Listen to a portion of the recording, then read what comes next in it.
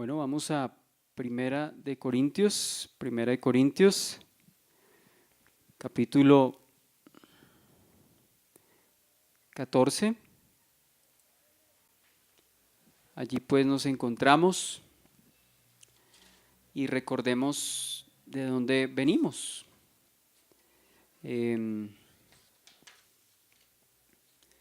Estamos viendo este esquema que es básicamente el capítulo 14. Lo primero es la conveniencia de la profecía, versículos 1 a 12. Lo segundo que vemos aquí es la adoración con entendimiento, versículos 13 al versículo 17, que es donde nos encontramos, ¿no? Este es todo el esquema. Estos 6 puntos, ¿no? Hacen parte, pues, de lo que es el capítulo 14, o de esta manera los dividimos para poderlos asimilar un poquito mejor. Entonces ya hablamos de la conveniencia de la profecía. Segundo, la adoración con entendimiento. Vamos a repasar un poquito al respecto de esto que vimos. Entonces, si nos ubicamos allí, en el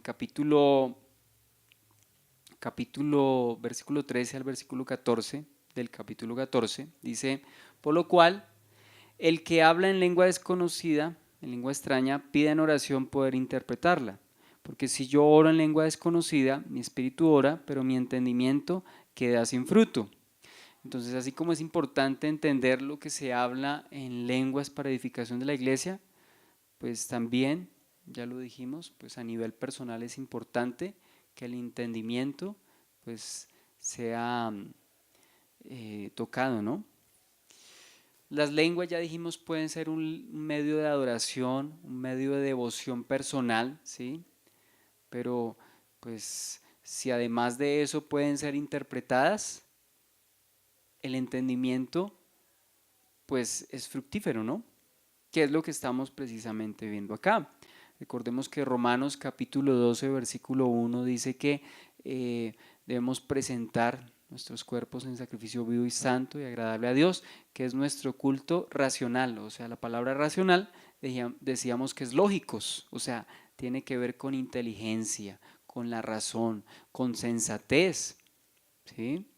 Entonces decíamos que la adoración del creyente, más allá de ser un evento extático o emocional, lo digo por las lenguas, pues debe involucrar también el entendimiento de quien está ofreciendo esa oración. Entonces, mi entendimiento dice que queda sin fruto cuando oro con el Espíritu, pero es decir, cuando oro en una lengua desconocida. Dice que si no entiendo, dice que precisamente mi razón queda sin fruto.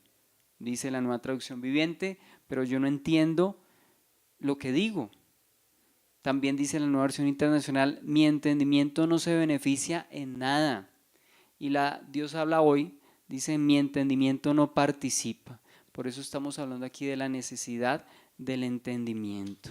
Entonces decíamos que aunque la vida cristiana no dependa meramente del entendimiento, del intelecto, pues el cristiano sí necesita el intelecto para disfrutar, dice, plenamente de la experiencia cristiana. Omitir el entendimiento sería infructífero. Entonces, por eso hablamos de que aunque un cristiano no puede basarse meramente en conocer, pues sí es importante que se apele al entendimiento de la persona, ¿no? Es muy importante no solamente basarnos en experiencias y en emociones, que es lo que las personas a veces buscan o buscamos en nuestra naturaleza humana. Bien, vamos a pasar al del versículo 15 al versículo 17, que pues oraré con el espíritu, pero oraré también con el entendimiento. Cantaré con el espíritu, pero cantaré también con el entendimiento, porque si bendices solo con el espíritu, el que ocupa el lugar de simple oyente, ¿cómo dirá el amén a tu acción de gracias? Pues no sabe lo que has dicho, porque tú a la verdad bien das gracias, pero el otro no es edificado. ¿Qué decíamos que era orar y cantar con el espíritu? Según el contexto, significa orar y cantar en lenguas. ¿Y por qué dice que es por el Espíritu? Porque el Espíritu es el que da esos dones. En este caso, específicamente el don de lenguas. Entonces a eso se refiere orar y cantar con el Espíritu. Claro, dirigidos por Dios, pero específicamente el contexto habla de hablar en lenguas. Bien, precisamente era lo que veíamos en el versículo 14. Dice, porque si yo oro en lengua desconocida, mi espíritu ora, pero mi entendimiento queda sin fruto. Entonces, ¿qué significa orar en el Espíritu según lo que estamos viendo ahí en el versículo 14? Orar en lenguas. Y lo mismo, respondíamos, ¿qué es orar y cantar con el entendimiento? De acuerdo precisamente al contexto, es hacerlo en un lenguaje comprensible. Comprensible. Ahora, dice Robertson, la oración es un ejercicio inteligente de la mente. O sea que cuando estamos orando, estamos involucrando y deberíamos involucrar el entendimiento, según lo que pues estamos viendo acá, ¿no? Y cuando hablamos con el espíritu y con el entendimiento no es, o sea, el espíritu y el entendimiento no son dos cosas irreconciliables, todo lo contrario, van de la mano. ¿Qué significa orar con el espíritu y con el entendimiento según lo que acabamos de decir?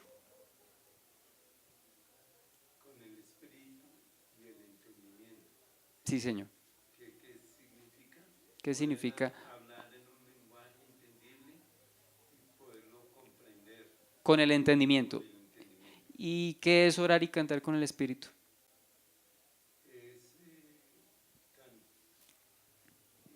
También con inteligencia. En lenguas, según el contexto.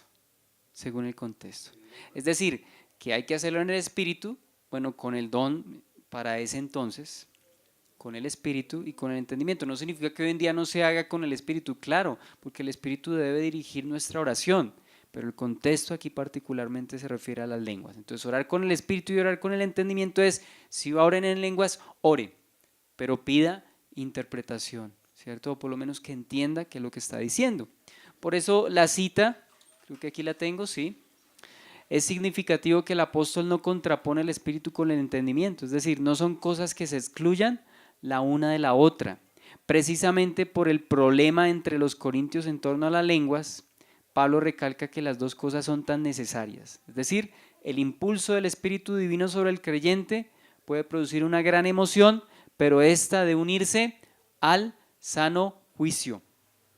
Entonces, el impulso del Espíritu, pero el entendimiento. Entonces, sí, señor, van de la mano. Pablo entonces enfatiza en conclusión que va a orar y va a cantar con el espíritu y con el entendimiento. ¿Por qué? Porque lo que Pablo está diciendo también involucra un ambiente congregacional. ¿Se acuerda lo que estábamos leyendo ahorita? Dice versículo 16 que si uno bendice solo con el espíritu, el que ocupa el lugar de simple oyente, ¿se acuerda? El que ocupa el lugar de simple oyente, es decir, que uno no está solo. Hay alguien que está escuchando ahí mi alabanza y mi oración. Es decir, que esto también lo está diciendo en un contexto congregacional. Sí, porque ¿cómo va a decir el simple oyente? O sea, que hay alguien que lo está oyendo. Y por lo menos una persona más. O sea, que está involucrando congregación. Congregación. Entonces, ¿por qué las dos cosas? Porque recuerde que somos iglesia y como iglesia hay otras personas que están escuchando. Y esa persona, ¿cómo va a decir amén si no entiende lo que está diciendo? Pues tengo que saber qué está diciendo, porque ¿cómo voy a decir amén? ¿Sí?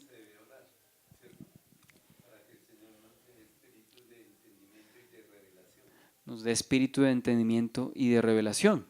Esto significa que el creyente no está solo, no está solo. Y recuerde lo que estamos hablando acá, el simple oyente, la palabra simple oyente es del griego idiotes. Es una palabra que en nuestra cultura y en nuestro ambiente pues es una ofensa, pero la palabra originalmente significa una persona que quiere, básicamente que quiere decir esto, indocto, una persona que no tiene conocimiento, un no iniciado.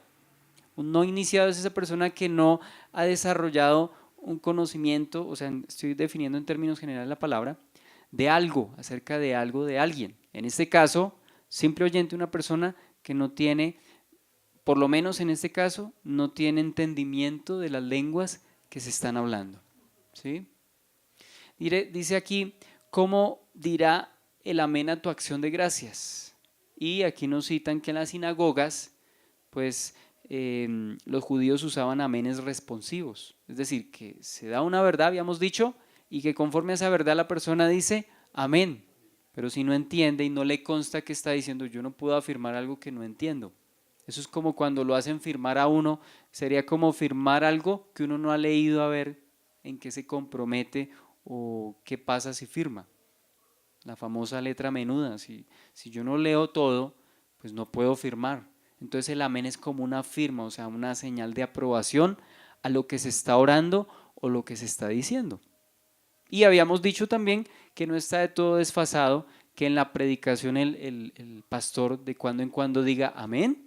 ¿Por qué? Porque eso también certifica que la persona o los que están escuchando están entendiendo y que están asintiendo a lo que el predicador está hablando. Entonces no es desfasado, solo que se ha vuelto a veces como frase de cajón.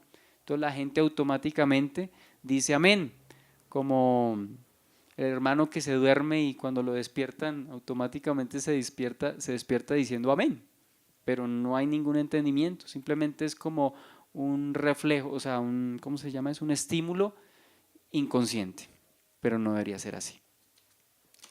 Bien, pasamos a el tercer punto de este capítulo. El tercer punto del capítulo es las lenguas y la profecía con relación a los incrédulos. ¿Qué papel juega la profecía con respecto a los incrédulos? De esto vamos a hablar entonces a continuación.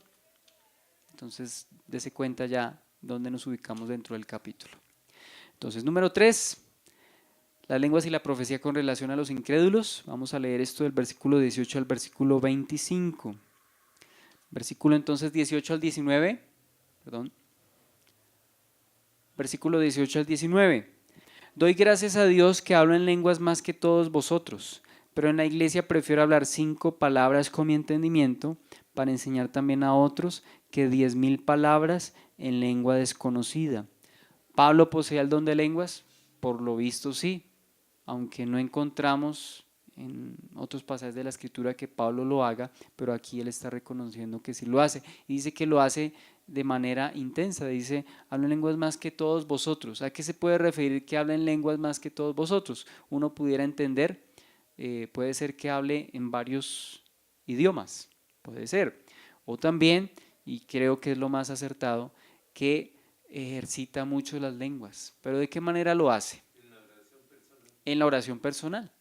Muy seguramente Pablo, de acuerdo a lo que nos está explicando, él pedirá entendimiento respecto a esas lenguas y seguramente el Señor se lo hubiese dado.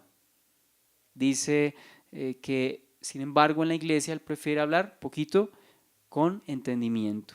Y esto me recuerda a lo que dice 1 Corintios 2, simplemente lo leo. Versículo 1, así que hermanos, cuando fui a vosotros para anunciaros el testimonio de Dios, no fui con excelencia palabras o de sabiduría, o sea, no fue con muchas palabras. Versículo 4, ni mi palabra ni mi predicación fue con palabras persuasivas de humana sabiduría, sino con demostración del Espíritu y de poder. Así de sencillo. O sea que, en resumen, delante de las congregaciones es mejor hablar, no hablar en lenguas. Sí, no hablar en lenguas. Que hable en lenguas cada uno, pero cuando esté solo allá orando. Sí, y si va a hablar en lenguas hay que pedir interpretación. Interpretación. Pero hay nadie, yo cuando he escuchado eso hablan y uno no sabe si es verdad en lenguas o en qué. Sí, hoy en día es más bien como el tratar de imitar, el tratar de imitar las lenguas, pero pues ya habíamos hablado bastante respecto a este don, ¿no? Como filtrando si en realidad lo que hoy en día se hablan son lenguas de verdad y en muchos de esos casos no es verdad, es más bien una emoción y un éxtasis de la persona, más no son lenguas de verdad. Entonces, es básicamente lo que Pablo está diciendo. Yo prefiero hablar poquito. Entonces, ¿qué es mejor? Hablar poquito en la iglesia, pero que haya ministración, que haya entendimiento. Esto me recuerda, bueno, no recuerdo en qué momento yo iba a citar este ejemplo, pero lo cito desde ya por si se me olvida más adelante. Cuando Spurgeon, usted sabe, Spurgeon, el príncipe de los predicadores, se convirtió, eh, un día estaba haciendo una tempestad terrible, había mucho frío, ese día Spurgeon le dio por entrar, es un predicador que vivió en el siglo XIX, él entró a una capilla y en esa capilla metodista había alguien predicando, pero ni siquiera estaba el pastor principal, estaba predicando, era como una persona que como ese día el pastor no pudo llegar, entonces le tocó a él y predicó un versículo, simplemente creo que el pasaje que predicó fue: mirad a mí y sed salvos. Y el Señor y este predicador señaló a Spurgeon sin saber por qué, no lo conocía, habían poquitas personas, una reunión de pronto como esta, y este hombre, o sea, Spurgeon sintió de Dios que el Señor le estaba hablando, pero, o sea, básicamente le estaba hablando a él porque se estaba predicando la palabra y el predicador le estaba puntualmente apuntando a Spurgeon. A raíz de ese testimonio, Spurgeon se convirtió, o sea, no se convirtió como resultado de un sermón expositivo, como resultado de un sermón ilustrado, como resultado de un sermón pues dado con mucha elocuencia, sino que fue en la sencillez de un hombre que amaba al Señor y que leyendo unos pocos versículos y dando una exhortación así, pues Dios usó eso para que Spurgeon se convirtiera. Es interesante, cuando usted tenga la oportunidad, recomiendo que o vea el testimonio o lo lea. Lo vea, o sea, porque hay un documental y habla precisamente de ese momento. Entonces, hablar con poder del Espíritu, mire que no fue, y es maravilloso, no fueron muchas palabras, fueron poquitas palabras, ¿sí? Lo que pasó cuando David Wilkerson estaba ya encerrado con todos esos pandilleros, duró como 6 minutos, 7 minutos, los que estuvimos el día que Nicky Cruz estaba predicando, él dijo: yo a los 5 minutos no sentía nada, yo estaba tratando de armar porque ahí mismo nos íbamos a pelear, o sea, estábamos era usando el lugar porque ahí nos íbamos a pelear, ¿cierto? Teníamos todo, pero a partir del minuto 6, dice él, o sea, fueron 2 minutos larguitos que de un momento a otro el Señor lo tocó. Fueron 2 minuticos en los que David Wilkerson, un predicador flaco, un predicador quizá no con mucha elocuencia, se paró ahí, pues imagínese con esa bulla y ese ruido y las personas ahí a punto de pelearse. Fueron 2 minutos y eso fue suficiente para qué, pues Nicky Cruz se convirtiera y hoy en día sea el evangelista que es. Bien, entonces, bueno, vamos a leer del versículo 20 al versículo 22. Hermanos, no seáis niños en el modo de pensar. Sed niños en la malicia, pero maduros en el modo de pensar. En la ley está escrito: en otras lenguas y con otros labios hablaré a este pueblo, y ni aun así me oirán, dice el Señor. Así que las lenguas son por señal no a los creyentes, sino a los incrédulos. Pero la profecía no a los incrédulos, sino a los creyentes. Pablo ya les había exhortado al principio, ¿recuerda? Los había exhortado debido a su carnalidad. En el capítulo 3, el versículo 1 al 4, dice que Pablo quería hablarles como a hombres maduros en Cristo, pero no, les tuvo que hablar como niños, o sea, dándoles lechecita, porque entre ellos habían divisiones, había mucha inmadurez en medio de ellos. Pero ahora les dice a ellos que sean maduros en cuanto al concepto y al ejercicio del don de lenguas y al don de profecía, porque está hablando particularmente de esos dos. Es decir, sean maduros, sean sensatos en cuanto a el concepto y el ejercicio, dos cosas: lo que significa la profecía, lo que significa el don de lenguas y cómo ejercerlo, en qué momento, en qué circunstancias, con qué pues condiciones. A eso se refiere el apóstol Pablo. Ahora, ¿por qué les dice que no sean niños en el modo de pensar? ¿Qué caracteriza a un niño? Ya lo habíamos visto. Los niños en su naturaleza a veces buscan su propio beneficio, es decir, egoísmo. Los niños por naturaleza a veces son egoístas. ¿No se ha dado cuenta? Cuando un niño coge algo y no lo comparte con nadie, ¿cierto? es parte de la naturaleza infantil, pues es parte de nuestra naturaleza caída, ¿no? Que se evidencia ya incluso en los niños, aunque ellos no sean conscientes en ese momento, moralmente no sean conscientes, pues de todas maneras están siendo egoístas, aunque en ese momento en ellos no haya conciencia y no se les pueda juzgar por eso, porque obedece a un estímulo. Es decir, ellos quieren algo, ellos simplemente lo arrebatan sin ser conscientes de que eso se llama egoísmo, pero lo están ejerciendo. ¿Y por qué otra cosa se caracteriza un niño? Porque los niños se basan en experiencias, en emociones, más que en lo que le conviene, más que en lo que le conviene. Eso es como cuando uno de niño le gustaba el Dolets, el jarabe, a mí me fascinaba, ¿cierto? Y me gustaba que me dieran Dolets, ¿por qué? Porque era dulce, era algo agradable. Pero uno se basa en la emoción de sentirse bien, ¿cierto? Pero no en lo que eso significaba si yo me tomaba un frasco completo de eso o si me lo tomaba mejor en pasta, en tableta. O sea, hace más efecto, pero uno se basa en la emoción, lo que le gusta, la sensación, ¿sí? En los dulces, no alimentan, pero quiero dulces. El juego, quiero jugar, aunque sé que tengo que hacer tareas, pero eso lo dejo a un lado, quiero ver televisión. Bueno, un niño eh, eh, se basa en emociones, es irresponsable pues por naturaleza, y ese sentido de responsabilidad se tiene que ir forjando a través de la disciplina y la formación de los padres. Pero por eso básicamente se caracteriza a un niño. Entonces, ¿qué le está diciendo a los corintios? Ustedes son egoístas porque ejercen el don de lenguas, ¿cierto? Como por una experiencia estática, porque pues es tan vistoso ese don y de pronto ellos lo ejercían sin lo que estamos viendo, sin las pautas con que se debían ejercer. Y lo mismo en emociones. Entonces ellos ya tenían que dejar de ver el don de lenguas desde la perspectiva del egoísmo, desde la perspectiva de las emociones. A eso es lo que les está, a eso es lo que, eso es lo que les está diciendo básicamente el apóstol Pablo, ¿no? Entonces los niños es una evidencia de lo que está pasando con los corintios, ¿no? Ahora, ellos sí decían, ellos deberían ser niños en cuanto a la malicia, es decir, no tener como ese maquinar cosas malas, ¿no? Uno de grande, o sea, por ejemplo, los niños a veces son engañados inocentemente por adultos. ¿No has escuchado esas noticias? Noticias de hombres que engañan a los niños dándoles plata. Sí, por ahí hace poquito escuché que en Bogotá un hombre que le robaba las ciclas a los niños engañándolos. O en el día que llaman la fiesta de los niños, les dan dulces o les dan cosas, ¿cierto? Pero creo que esos dulces están mezclados con drogas, bueno, en fin, y los niños, o sea, ellos no alcanzan a dimensionar la malicia.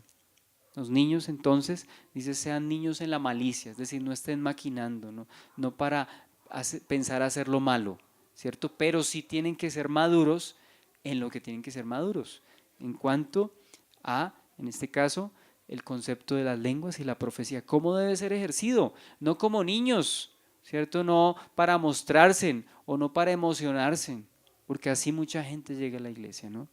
Y ven esas cosas y les parece magnífico, y hoy en día eso lo podemos ver en redes sociales, cómo la gente busca experiencias, no, la profecía, la última profecía de fulano de tal, y la gente corre tras eso. O sea, es un concepto infantil y vano respecto a estos dones, ¿no? Entonces, con respecto a esto, ya bueno, ya hemos hablado en cuanto a los niños, ¿cierto? Los niños prefieren la diversión antes que la utilidad. En fin.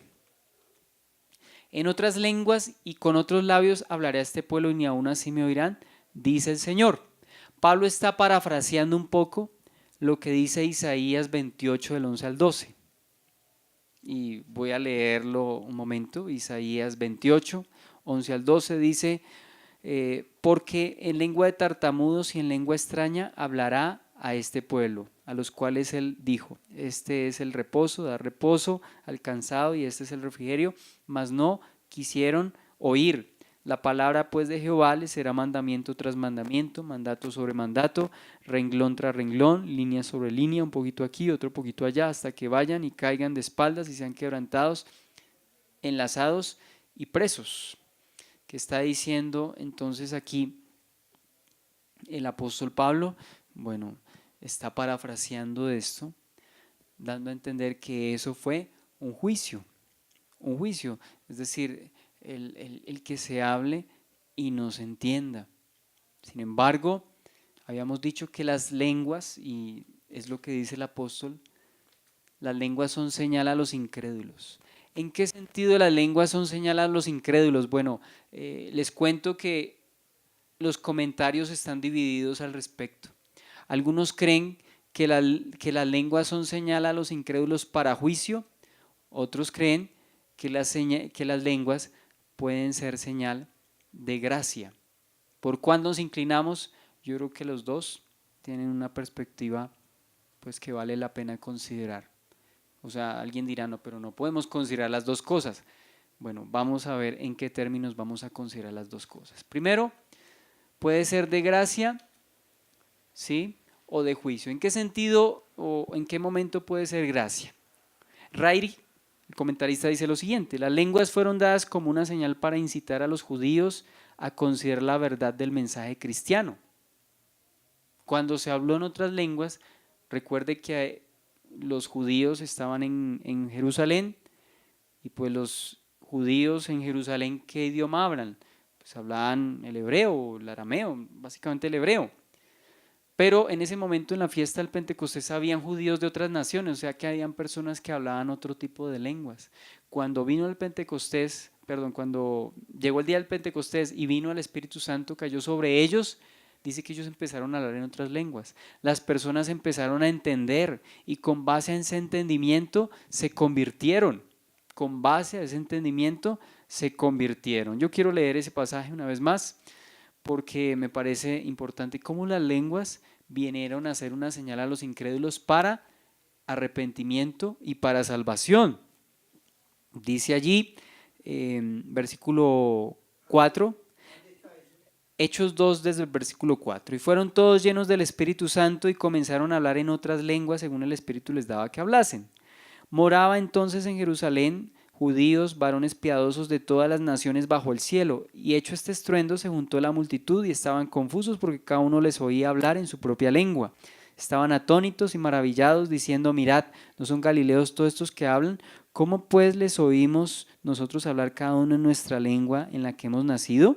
Partos, medos, elamitas y los que habitamos en Mesopotamia, en Judea, en Capadocia, en el Ponto y en el Asia, en Frigia y Panfilia, en Egipto y en las regiones de África más allá de Cirene, romanos aquí residentes, tanto judíos como prosélitos, cretenses y árabes,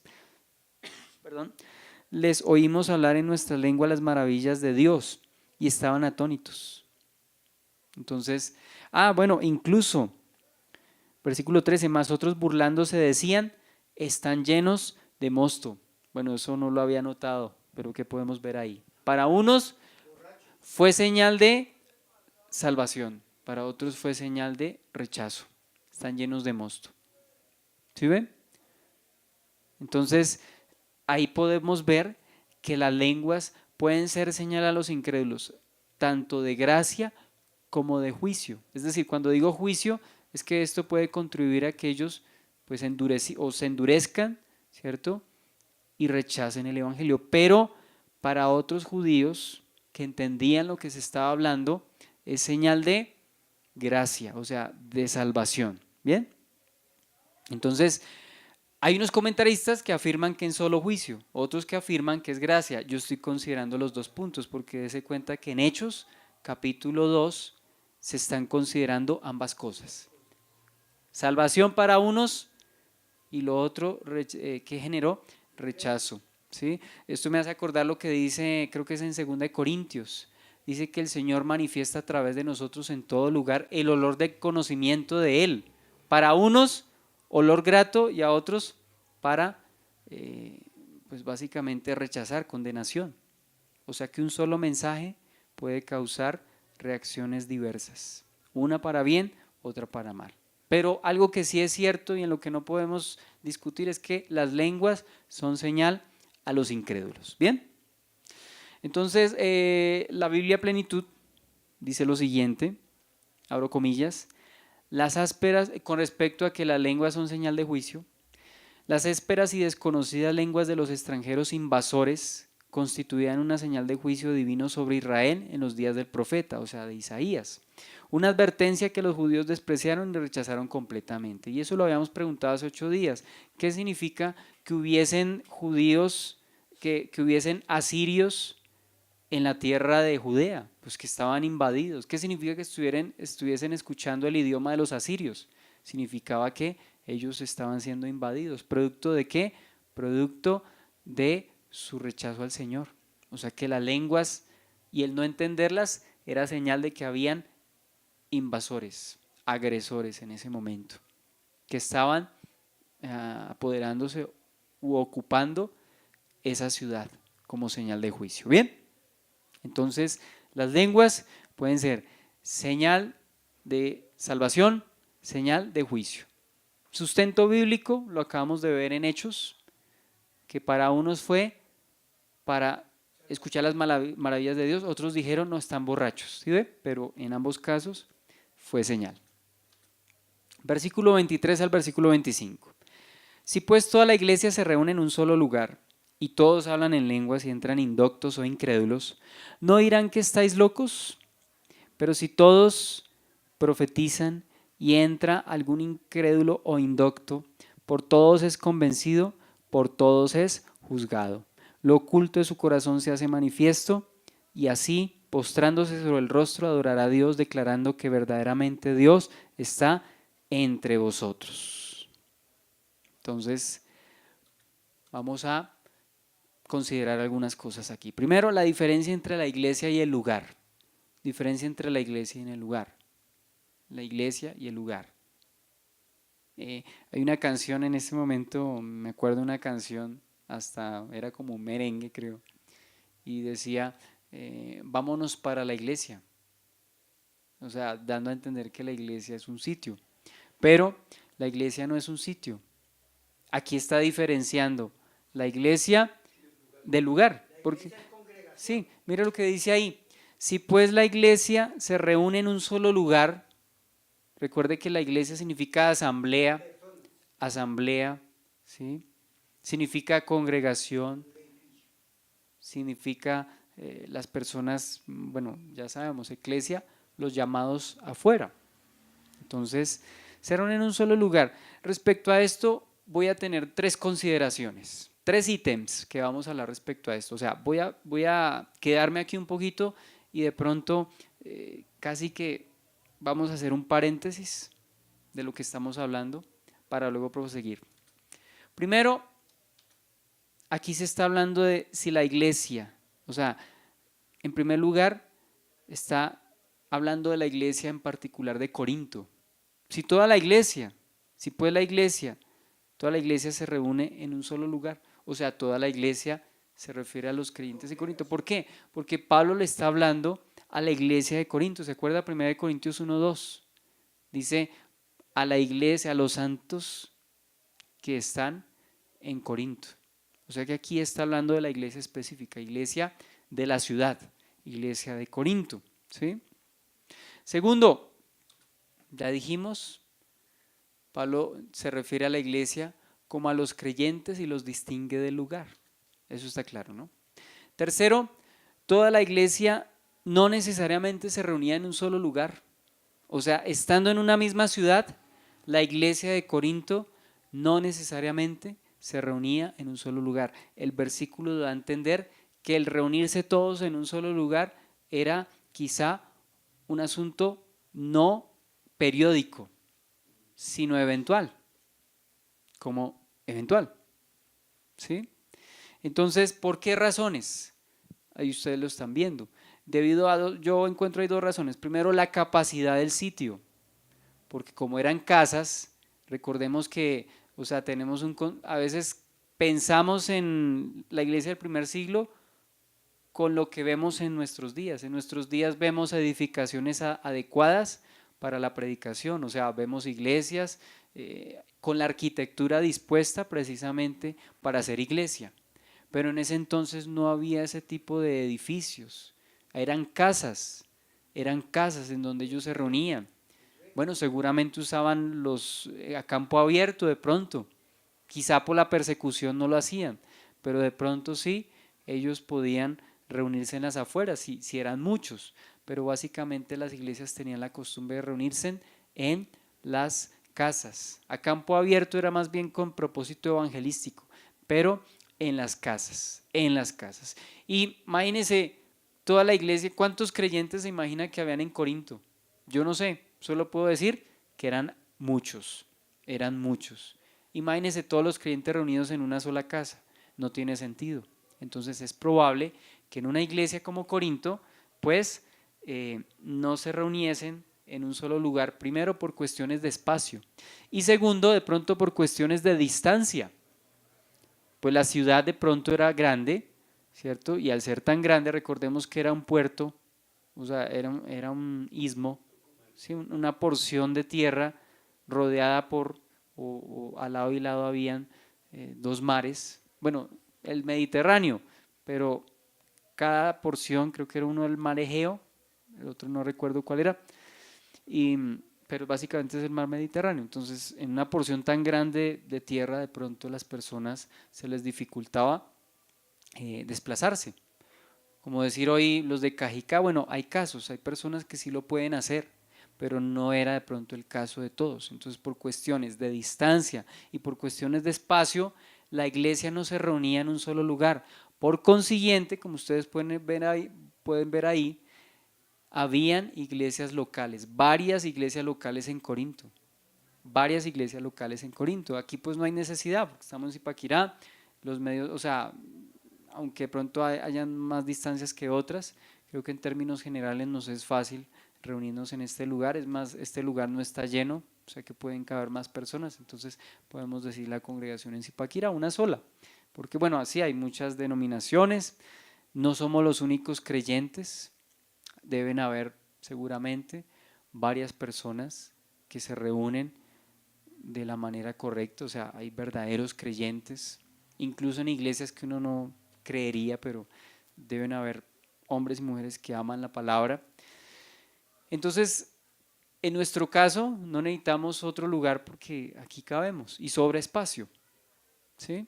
Pero es probable que en la iglesia de Corinto hubiesen varias iglesias locales. ¿Bien? Yutley comenta al respecto de esto, o sea, ilustrándonos al respecto de lo que digo. Por lo general, en una ciudad de tamaño de Corinto había varios hogares involucrados. ¿Qué está diciendo Yutley? Que la ciudad de Corinto era muy grande.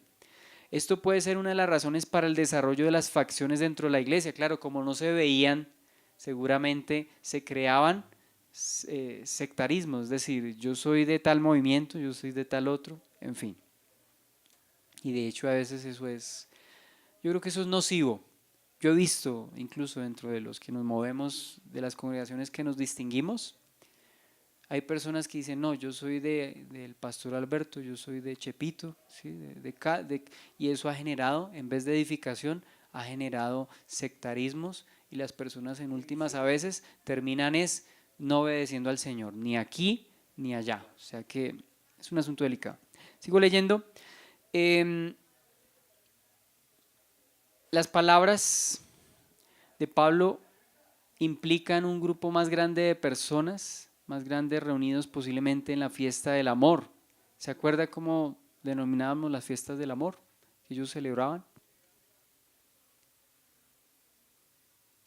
Los ágapes. ¿Se acuerda que eran fiestas? O sea, históricamente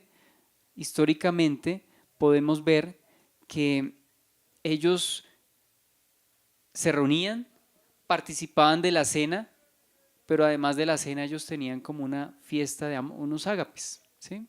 Es a lo que nos está hablando, nos está diciendo Bob Clay. Seguimos.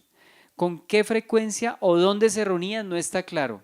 De este versículo obviamente los invitados eran permitidos, que demuestra que no era una reunión secreta o cerrada. Es decir, que en estas reuniones, cuando estaba toda la iglesia, incluso los incrédulos podían entrar. O sea, no se le negaba, y claro, debe ser así, ¿no? No se le negaba la entrada a los incrédulos o a los indoctos. ¿Bien? ¿Seguimos? Bueno, la necesidad del entendimiento en indoctos e en incrédulos. La palabra indoctos ahí es la misma idiotez. Y no estoy ofendiendo, es la palabra. No, no, lo que pasa es que ya lo que su merced dice ya es como el término que le hemos dado en nuestro medio, pero estoy hablando desde el término griego, no, no es por ofender. La palabra entonces da a entender una persona que no tiene entendimiento, que no es erudita, que es una persona simple, por eso se traduce como simple oyente. Imagínese el traductor pues poniendo esa palabra en español, pues de pronto no la entenderíamos como si la están aquí desglosando. Simple oyente, una persona que no tiene mucho entendimiento, puede ser un recién convertido o puede ser sencillamente una persona que no tiene conocimiento de Dios. E incrédulos, la palabra incrédulos básicamente da a entender no fe, los que no tienen fe. Eso es lo que significa en el original, personas incrédulas. Y aunque en el versículo anterior, y pareciese una contradicción, ¿no le parece? Lo que usted dice ahí, o lo que usted lee ahí, perdón. Porque dice ahí en el versículo 23, si puesto a la iglesia se reúne en un solo lugar y todos hablan en lenguas y entran indoctos o incrédulos, ¿no dirán que estáis locos? Pero el versículo 22 dice que las lenguas son señal a los incrédulos. Entonces, al fin, ¿qué? ¿Es señal o no es señal? Sí es señal siempre y cuando los incrédulos entiendan lo que se está diciendo. Pero si los incrédulos no entienden, pues claro, van a decir que están locos. Por eso estamos viendo esto.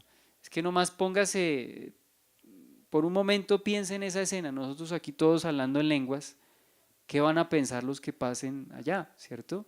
O entra un incrédulo que nunca ha visto eso, se puede asustar o se puede burlar, ¿sí? Se puede asustar o se puede burlar. Entonces, para ellos es locura porque no entienden lo que se está diciendo. Por eso estamos viendo ahí que no hay contradicción. Si ellos entienden, puede ser de edificación. Si no entienden, van a decir que están locos. Pues recordemos que las lenguas las entendieron los judíos porque ellos hablaban los idiomas que los discípulos estaban en ese momento hablando, ¿sí? Entonces por eso ellos entendieron. Yo creo que es claro lo que estamos diciendo. Entonces sí es importante, sí es importante. Ahora, Partain y Rips, otro comentarista dice, hablo comillas, en el versículo anterior el incrédulo no cristiano entiende la lengua hablada y por eso le sirve de señal divina. En este versículo no entiende y concluye que la iglesia está loca. Los del versículo 22 entienden, los incrédulos del versículo 23 no entienden. ¿Sí? Bien. Entonces dice, pero si todos profetizan y entra algún incrédulo o indocto, lo que acabamos de hablar. ¿Sí? Entonces, la profecía que está edificando a los creyentes también puede llevar a la conversión de los incrédulos. ¿Sí? Es lo que estamos viendo ahí. La profecía que se está hablando ahí con los en medio de los creyentes, pues también puede llevar a salvación a los incrédulos. Y entonces aquí entraríamos, y yo me ponía a pensar, hay una organización donde a la gente le dan profecía. Entonces dirían al leer esto, pero si ve que sí se le puede a una persona incrédula profetizar. No, primero tenemos que ver lo que se está diciendo. ¿Sí? ¿Qué se está diciendo acá? Cuando hablamos de la, perdón, pero si todos profetizan y entra algún incrédulo o indocto, ¿sí? ¿Qué estamos diciendo acá? Que no el incrédulo es el motivo de la profecía, es decir, ay mire llegó, venga le profetizamos, no, ya se venía profetizando, solo que cuando llega la persona, pues está escuchando lo que se está hablando. Pero ¿qué se hace en estas iglesias? Persona que va llegando le van profetizando, no. La profecía, o sea, ellos no son el motivo, ellos no son el centro, es lo que estamos tratando de hablar. Ellos no son el centro de la profecía. pero a raíz de que se está profetizando, ellos pueden creer. Es lo que estamos hablando acá, ¿no? Entonces, claramente, nosotros hoy en día, pues vemos ese fenómeno, digo fenómeno porque no es algo normal, vemos el fenómeno de esas lenguas a menudo, no lo vemos. En esta congregación no lo vemos y en muchas congregaciones no lo estamos viendo. Entonces, esto aplica, recordemos, para la época específica. ¿Cuál es la época específica? La era apostólica, y en la era apostólica no tenían la Biblia completa de Génesis a Apocalipsis, entonces ellos necesitaban edificación, o sea, ellos no se podían quedar de brazos cruzados diciendo esperemos a que se escriba todo el Nuevo Testamento. No, mientras eso sucedía, el Señor dio las lenguas y dio la profecía. Recordemos que la profecía es la palabra directamente traída de Dios a la persona sin la persona antes haberlo leído. Entonces en ese momento se necesitaba profecía, pero en nuestros días tenemos la palabra profética más segura, que es la Biblia. O sea que nuestra manera, por así decirlo, de profetizar es mediante la predicación. La predicación es dar un mensaje partiendo de lo que ya está escrito, la Biblia. Y de esta manera las personas son básicamente edificadas, son edificadas. Entonces, dicho esto, no podemos caer en el subjetivismo.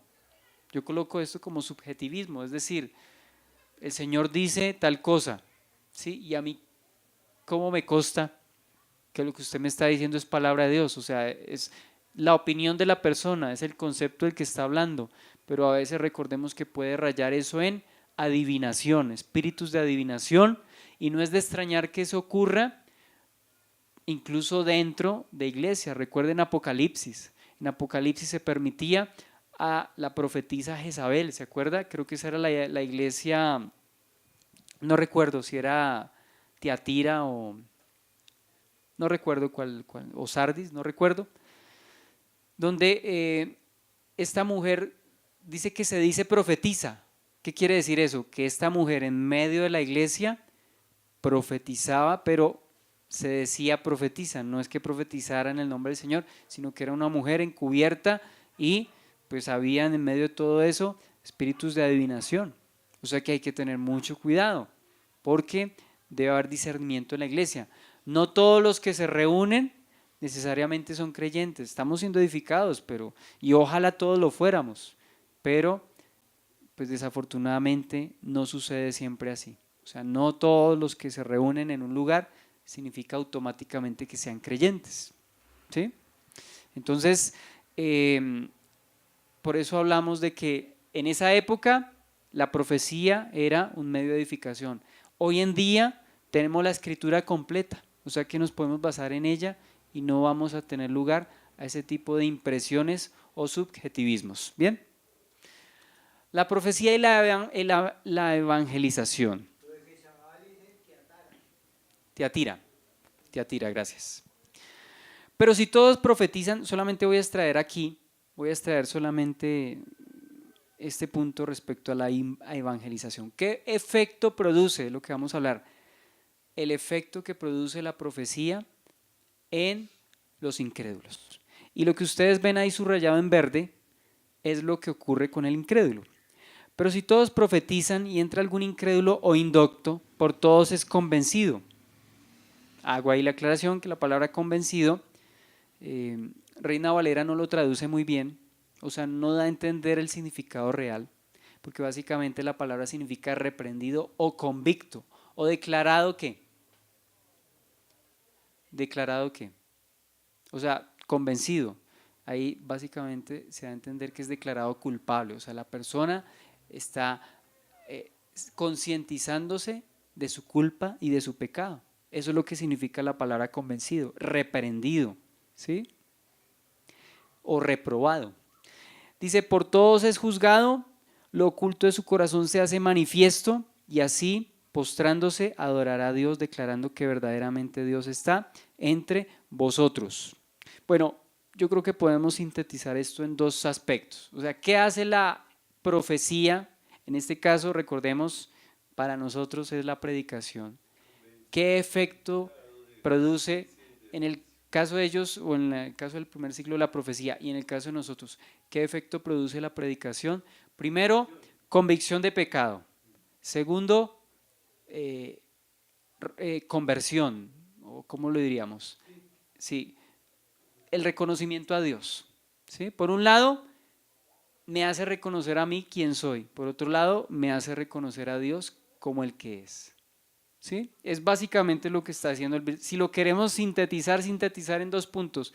¿Qué efecto produce la profecía o qué resultado produce la profecía en el incrédulo? Conciencia de pecado y reconocimiento a Dios. Conciencia de pecado, reconocimiento a Dios. Eso es lo que hace básicamente la profecía. ¿Sí? Entonces, esos elementos que vemos ahí ya los vamos a analizar con calma. Entonces vamos a hablar de los resultados de la profecía en el incrédulo. ¿Qué resultados hay de acuerdo a lo que estamos leyendo? Entonces, primero, convicción de pecado. Recordemos que la palabra ahí básicamente es reprobado. Reprobado. O sea, la palabra convencido es reprobado o declarado convicto. Es decir, mire, usted es pecador a los ojos de Dios. Por cuanto todos pecaron, están destituidos de la gloria de Dios. En ese momento la persona, por la predicación, que en últimas es la profecía que le fue dada a Pablo, porque es que la escritura tiene una base, la palabra profética que en algún momento se le dio a una persona sin antes estar escrita, pero ya está escrita. Entonces, ¿qué hace la predicación? Me hace, ¿cierto?, consciente del pecado. La palabra convicción, esa misma palabra que les digo que no está precisa en Reina Valera, también aparece en Juan capítulo 16 del 8 al 9, pero ahí sí aplica lo que dice, convencerá. Y ya vamos a mirar cuál es la diferencia. ¿Cómo así que en Juan sí aplique convencerá y acá en 1 Corintios no aplique? Ya vamos a ver el por qué. Juan capítulo 16 del versículo 8, bueno, el solo 8 voy a leerlo. Y cuando venga, convencerá, ahí está esa misma palabra, al mundo de pecado, de justicia y de juicio. Porque ahí no habla de reprenderá o reprobará, porque ahí está aclarando de qué los va a convencer. ¿De qué los convence? De pecado, de justicia y de juicio. Es decir, les está haciendo conscientes de su pecado. Entonces ahí tendría más explicación. Mientras que aquí en 1 Corintios, yo creo, de acuerdo a lo que nos explican los eruditos y lo que significa la palabra en griego, esa palabra convencido es reprendido. ¿Ya? Creo que con eso está claro. Segundo, bueno, perdóname, aquí arriba dentro de convicción de pecado también, juzgado. La palabra dice anacrino, es decir, seleccionar, discernir con criterio, ¿sí? O sea que por todos esa persona es señalada. O sea, claramente esta persona, en otras palabras, tanto el reprobado y el juzgado dan a entender que esta persona está siendo redarguida con respecto a su condición como pecador. Eso es lo que hace el Evangelio y esto yo creo que es una base para que sepamos cómo llegar a un incrédulo. Hay que hacerle consciente de su condición ante Dios. ¿Sí? Con la palabra. Con la palabra de Dios. Bien. Y segundo, exposición de sus secretos. Hebreos 4:12. Porque la palabra de Dios es viva y eficaz. Hebreos 4:12. Porque la palabra de Dios es viva y eficaz y más cortante que espada de 2 filos, que penetra hasta partir el alma, las coyunturas, los tuétanos, y discierne los pensamientos y las intenciones del corazón. Es decir, que esa palabra llega a lo profundo de la persona, aunque el predicador no necesariamente tiene que ser profeta para hablar y dar una palabra que específicamente tenga que ver con la condición de una persona. Esto es lo que me recuerda el significado de la palabra rema. Rema es una palabra que cobra significado y es oportuna para la persona que la está escuchando.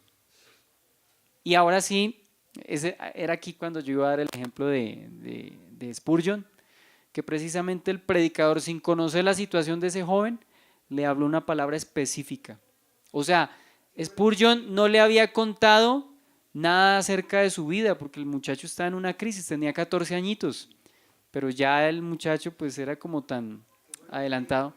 Le dijo, bueno, joven, si tú no consideras, ¿cierto?, tu vida, palabras más, palabras menos, ¿cierto?, estás delante de Dios, Dios es el juez y tú tienes que responder, ¿sí? Y se lo dijo, y el muchacho no conocía y era un metodista, ¿cierto? O sea, en esa época no había lo que hoy hay de profecía, ¿no? Simplemente, yo no sé, pero le dijo esto. Algo también que ocurrió fue con Paul Washer, su conversión. Los que han escuchado el testimonio de él, él estaba estudiando en la universidad y vino un muchacho de un semestre inferior y vino y le dijo, mire, yo no sé, o sea, el muchacho como hasta temblando le golpeó a la puerta donde él estaba en su apartamento y le dijo, mire, yo no sé, pero aquí Dios me dice que usted tiene que, y eso fue lo que Dios usó para que Paul Washer se volviera a Dios, ¿sí? Una palabra específica, o sea, el muchacho que le golpeó a la puerta no conocía la vida de Paul Washer, ¿cierto? Bueno, no, me pregunta que qué le dijo, no recuerdo específicamente, lo sé por el testimonio, Paul Washer mismo lo cuenta, pero palabras más, palabras menos, le dice, mire, usted se tiene que volver a Dios, porque su vida no va por la dirección correcta, más o menos le dijo así, y Paul Washer pues reconoció que era Dios, en su momento dice que pues imagínense, el hombre, un americano alto, hubiera tenido la capacidad de golpear o agredir a este muchacho y sin embargo no lo hizo, dice él, y eso lo llevó también a ser redargüido, es decir, él sabía, era un asunto entre él y Dios, y eso es lo que hace la palabra. Sin conocer la situación, yo no conozco la situación específica de ustedes, sé algo, pero no conozco específicamente la situación de cada uno, y así yo de pronto me esté enredando o no esté diciendo las cosas concretamente, de una u otra forma, al estar leyendo la escritura, como aquel muchacho que reemplazó al pastor metodista, puede el Señor hablar a sus corazones, y esa es mi confianza, que no se basa en mi elocuencia ni en mi mucho estudio, sino en que el solo hecho que estemos leyendo, el solo hecho que pongamos los versículos ahí en la pantalla, puede hacer mucho más, ¿sí? Entonces, eso es lo que hace la profecía, o en ese momento hacia la profecía, exposición de los secretos. Y esto me hace acordar a una persona que se ofendía con el pastor porque le estaba sacando su vida de manera pública, la estaba exponiendo de manera pública, o sea, sacándole, como decimos, los trapitos al sol. ¿Qué quiso decir? Pues ¿quién le contó a este hombre? Y creo que se puso incluso, se indispuso con la persona que lo invitó, ¿usted le contó lo que yo hacía? Porque él creyó que le habían contado lo que el predicador estaba hablando y el predicador ni idea, ¿cierto? Pues la persona se ofendió y es que el predicador estaba en ese momento dando un mensaje que precisamente describió o llegó a la condición de la persona. Y yo creo que Hebreos 4:2 es más que claro. La palabra de Dios llega hasta lo profundo y discierne los pensamientos. Eso es lo que hace la palabra. Tercero, ¿qué produce la profecía? Hoy en día la predicación, rendición. Rendición. La palabra ahí dice, capítulo 14, versículo 25, lo oculto de su corazón se hace manifiesto, Hebreos 4:12, ya lo dijimos, y así postrándose sobre su rostro, adorará. Aquí hay dos elementos, postración y adoración. Yo creo que ambos dan a entender lo mismo. Recordemos que la palabra adoración, cuando estudiamos Apocalipsis, la palabra adoración tiene, de acuerdo a lo que leímos, lo que significa, la palabra adoración son dos cosas. Primero, rendición, y segundo, devoción. Cuando digo devoción es amor, afecto, comunión, ¿sí? Rendición.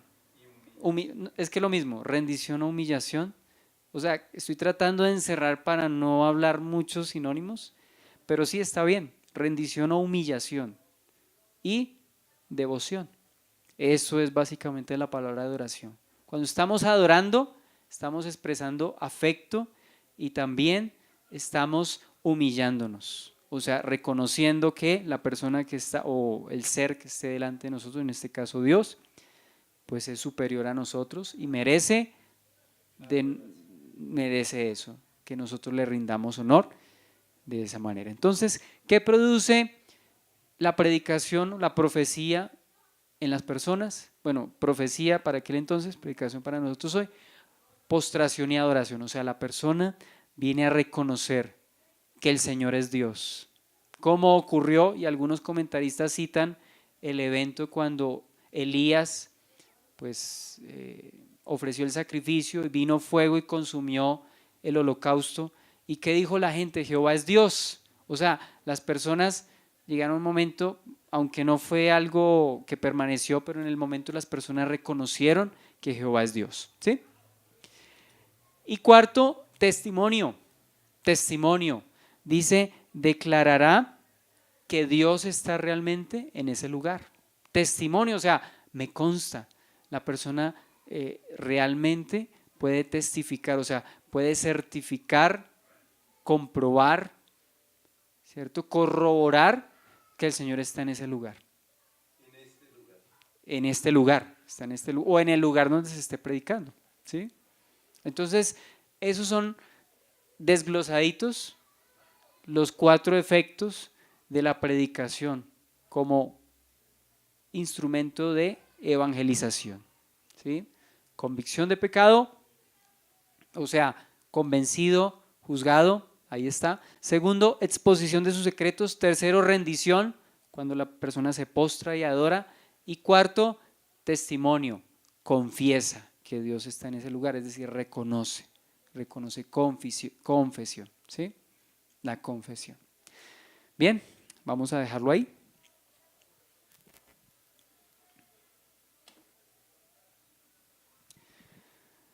Señor, a ti te bendecimos por esta noche y este tiempo en el que hemos podido ir a tu palabra, ser edificados, Señor. Hay muchas cosas que quizá no podemos asimilar en el momento, pero haz que todo esto, Señor, para nosotros se vuelva vida, Señor. Podamos por tu Espíritu captar el mensaje que tú traes a nosotros, reconociendo que Dios está en este lugar, reconociendo, Señor, que por tu Espíritu podemos orar, Señor, pero asimismo haz que lo hagamos con entendimiento, Señor. Que los dos aspectos, Señor, hacerlo en el Espíritu y hacerlo con entendimiento, estén presentes en medio de nuestras vidas, Señor. Gracias, Señor, porque nos permite ser edificados como congregación, Señor, no solos. Señor, gracias porque aún a través de todo esto que leemos podemos expresar nuestra devoción a ti, Señor. Poder reconocerte, Señor, a nivel personal, pero también a nivel congregacional, Señor. Gracias por la iglesia local. Ayúdanos a seguir creciendo y ayudándonos, estimulándonos los unos a los otros al amor y a las buenas obras, Señor. Juntos como congregación, Señor. Aún ayúdanos a ser de testimonio a los incrédulos, Señor. Que nuestra vida, nuestras palabras, nuestras actitudes, Señor, puedan reflejar a otros, Señor, el hecho de que te amamos, Señor, el hecho y la realidad de que somos tuyos y que tú, Señor, nos has dotado, Señor. Señor, que aún podemos aplicar a nosotros esos 4 principios, Señor, que a través de tu palabra reconozcamos nuestro pecado, a través, Señor, de tu palabra, nosotros, Señor, podamos ser expuestos, Señor, delante de ti y no hayan secretos delante de ti, Señor. Tu palabra dice, Señor, que a través del mensaje tuyo, Señor, hay adoración, hay postración, hay rendición, Señor, y también, Señor, la excelencia de tu palabra, como dice el Salmo 19, dice la palabra de Dios, dice la ley de Jehová es perfecta que convierte el alma. Y eso hace, Señor, al ver la coherencia de tus argumentos, de tu palabra, esto nos lleva, Señor, a reconocer que realmente eres real, eres, Señor, el Dios que está en medio de la congregación, que tú, Señor, honras recompensa a los que te buscan, Señor. Muchas gracias por esta noche, en el nombre de Jesús. Amén.